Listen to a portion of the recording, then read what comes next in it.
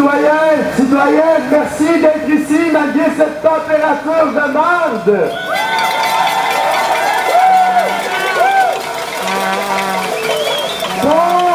Pour une quatrième fois maintenant, nous avons eu droit à des négociations avec un gouvernement toujours aussi immobile, toujours aussi intransigeant, toujours aussi insouciant, mais surtout toujours aussi lâche.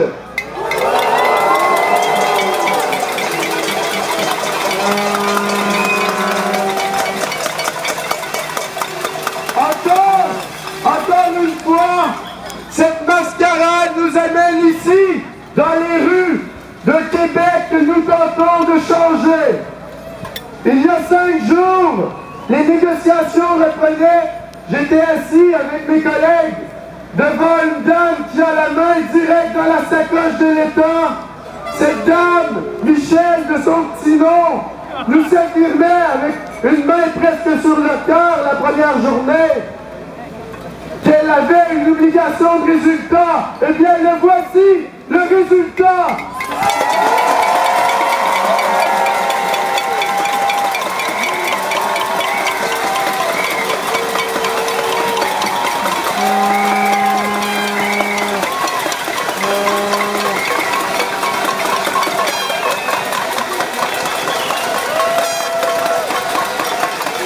La deuxième journée, nous avions déjà les premiers chiffres, 35 $ de moins par année sur cette hausse déjà injuste et inéquitable.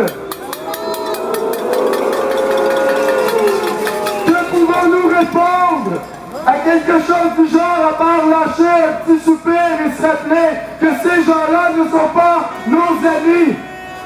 La troisième journée, nous avions une baisse de 154 $ la première année.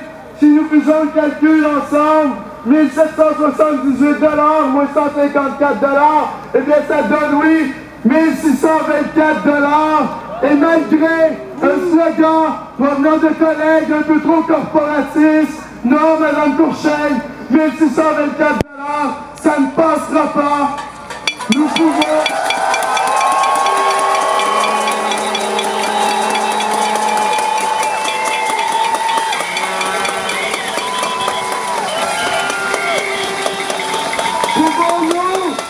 Pouvons-nous, s'il vous plaît, lui rappeler que nous n'irons pas dépenser le dollar épargné dans un beau gros pot de vaseline pour essayer que ça passe mieux?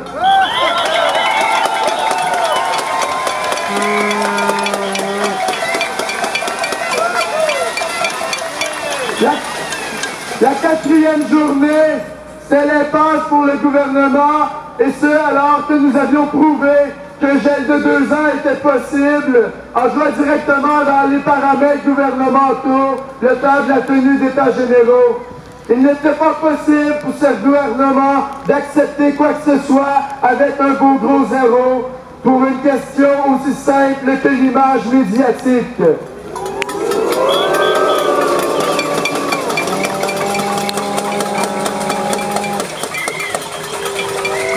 C'est à se demander si ces gens qui se disent les élus du peuple travaillent vraiment pour résoudre un conflit qui ne cesse de s'intensifier. Chaque jour, du 16e étage, nous pouvions entendre les manifestants et les manifestants au loin sous le son des casseroles.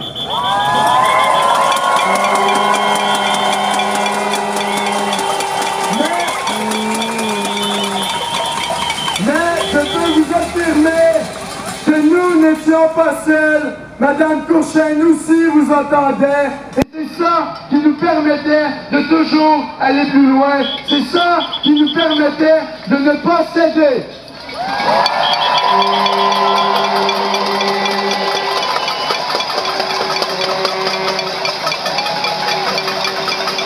On le répète souvent, mais vous êtes le carburant qui nous garde motivés et actifs dans ce combat de faire contre non pas seulement des élus arrogants et arrogantes, mais bien contre un système néolibéral au bord du précipice.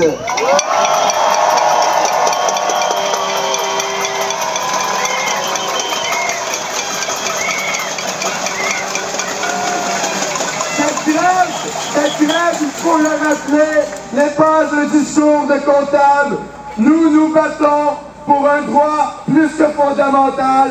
Nous refusons les bâillons. Nous avons le droit de crier.